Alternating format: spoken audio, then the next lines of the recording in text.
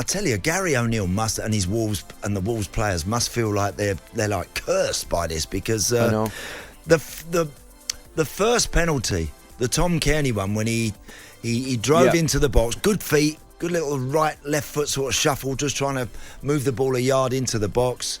And when you first see it in real time, you can totally understand the ref pointing to the spot. Yes, of course you can. When I saw it, I thought I could see, and I said it in commentary, I thought I could see contact from Nelson Semedo on the ball before the contact with any foot. And the more I looked at it, I didn't see a lot of contact with Tom Cairney. I just didn't see a lot. And so the more I saw that one, and they replayed it and replayed it and replayed it, and the more I thought, that's not a pen. I thought that one is not a penalty. The second one, Ali, the definitive one, the one that actually won it for Fulham last night, I thought I could understand why that was a yes, why that was given, because João Gomez, the midfield player, kind of dangles a leg. Harry Wilson's come from the blind side on him. He sort of nipped past him to keep the ball alive in the box. The lad has stuck a leg out a little, and he's sort of clipped the side of his leg and gone down. Soft, absolutely. Can I see that one being given? Or can you see them changing it? No, I think that one probably is kind of just about right, really, in view of many that we've seen before. But look, again, and of course, Ali, we woke up this morning on the front pages of some of the papers here. They're talking about increasing VAR for things like free kicks and corners and stuff like that. Apparently there's a meeting. I'm not coming back if they do that. I'm staying here forever. There's an IFAB. There's a meeting today apparently in London. IFAB are discussing, with authorities, are discussing the possibility of introducing more VAR checks for various situations in matches. Now, if that is the case, then we're going to be getting home about midnight, all of us and the fans, and two, how long is it going to? I mean, this is spoiling our game now. It really is. It's going to get to kind of laughable levels. So it's going to be very interesting. Andy, I've just done a quick calculation there, and if that's the case, and it's very, very rough calculation, Adrian Durham will be spending the next 76% of his life in a football stadium.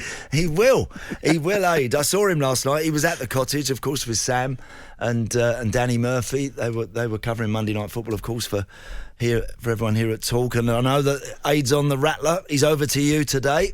I'm just wondering what Gary O'Neill would think about that decision, or those decisions to make more VAR decisions for the referees and the linesmen, because I've got to say I did feel for him watching those highlights last night. I watched the penalty decisions, and I did feel for him, because probably Wolves, Andy, more than MD. I think I've been in the wrong end of a few. Is that fair? Look, I mean, I think you speak to most managers and they'll probably feel like they have been on the receiving end of a few, but certainly Wolves seem to have been punished cruelly, more than any other team, I think. I do. And did you see Carlos Vinicius, Ali? Did you see him? Yes. So he's come on as a sub, and obviously he's charging around as you do, and he was running out to the touchline, actually, pretty much 5 or 6 yards up from where the dugouts are. Yeah. And he's trying to keep the ball in. Max Kilman's come flying out behind him, and he's ended up taking the tumble, and he gets up and he puts his face straight into Kilman's face, catches him on the nose. Kilman, to his credit, stays on his feet, and VAR have a look at it and say it's just a yellow card. Again, that I don't understand. When I've seen players literally touching foreheads before, Ali, right? Literally barely just touching foreheads, and I've seen one hit the floor and someone get a red card for that. Well, he's done him a favour, hasn't he? Oh, he's done him a huge favour. Let's be honest. He's done him a massive favour, Andy. Well, we're going to hear the game, how the game sounded in TalkSPORT. As I said, Gary O'Neill was not a happy man. As Wolves, well, they were affected. You've got to be honest, by the officials again, mate. Yep. Gary O'Neill feels once again as if he's been robbed. You can ring me tomorrow and you can say sorry. You can ring me tomorrow and you can stick up for the officials. You can send me a bunch of flowers. Whatever it does, it doesn't make up for the fact that the team I'm in charge of are 7 points short of what we should be. There was a collision between Semedo and Cairney. No, it's not a pen. He got his foot on the ball. He agrees with me. He wishes he was sent to the screen. He thinks it shouldn't have been a penalty. So the VAR's made a mistake there. Yeah. And what will be, I think, a dubious decision has gone in favour of Fulham, and they lead from the spot. It's 2-1 now. Vinicius puts his face into Kilman's face, he's in trouble. and he could be in a bit of a bother here. He's off. Tried to tell me that it wasn't an aggressive enough headbutt, which I was like, that is a crazy explanation, by the way. They don't send him off because he doesn't jump and scream on the floor. If he does, they just send him off. Yeah, they didn't even look at it. What we're encouraging is cheat. It's Gomez.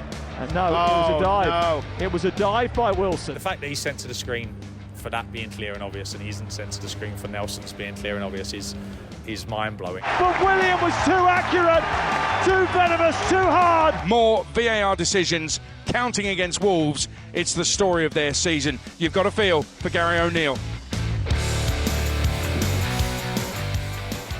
I'll tell you what, Andy, I mean, it's kind of spot on, isn't he? I know we mentioned it there just before we went into the piece, but you've got to feel for Gary O'Neill. I mean, again, another potentially 2-3 decisions go against him, eh? Yep, definitely. And just listening to the guys talking about going over to the screen, Ali, I still don't understand why some of these checks are taking 2.5-3 minutes and the referee's standing in the centre circle. Correct. With his arms folded. Have a jog over to the touchline and watch it yourself and listen to it all yourself and see it and watch it there. I really don't understand why they don't run over to the sideline and take part straight away in the check process. I for the life of me, I'm don't with you because that. I mean, if he's obviously getting somebody speaking to him in his ear, right? And if somebody's speaking to his ear, just take a run over because you're right. I mean, I think that's another thing that's a complete nonsense. The fact you're taking 2.5-3 minutes. And it's extending the game by, I don't know, 15, 20 minutes. And we're seeing ridiculous things now, 9, 10, 15, 11 minutes extra time and things. 102 minutes, I think, Ali, it was last night before the game finished. Ah, it's a nonsense, mate. You know, it's an we had absolute 102 nonsense. minutes. And again, I think a lot of fans are trying to give VAR, like we all are, the benefit of the doubt. I was very pro it because I thought when it came in, I certainly thought it would be better operated than it has been. But look, I'm sure around Europe, around the rest of the world, other countries that are deploying it are having issues with it. Of course they are. And you hear about. Do you remember when we've been speaking about rugby, Ali, recently, and the TMO system wasn't as brilliant as it seems. Apparently that wasn't without its issues early doors. It wasn't. Well, here's my question to you, or one of the questions to you, Andy. In general, do you think? Obviously, we can only comment and focus on what we're seeing and the decisions that are given in VAR in our country. But do you really think that other countries are having the same problems that we are having? And here's another question. We'll come back to it after we come back from a break. Do you think VAR has been operated differently in some of the other countries? And by that I mean, I'm looking at some of those decisions last night, and I think VAR perhaps in maybe Spain, France, or whatever it would be, would send people like Vinicius off, and they might not give a penalty for Semedo and Kearney and things like that. Yeah. I'm just wondering if we're actually doing it differently. Yeah, he definitely would have got sent off. I'll tell you, anywhere else around Europe, Vinicius has gone. I mean, for two reasons, Ali. One, the player he headbutts anywhere in Europe would have hit the floor. Yeah, of course. Max Kilman's done him a big favour, a huge favour. And I was talking to the guys this morning when I first come into the office. Managers, when fans, we don't like it when players go down soft and when players go down too easy and when players dive.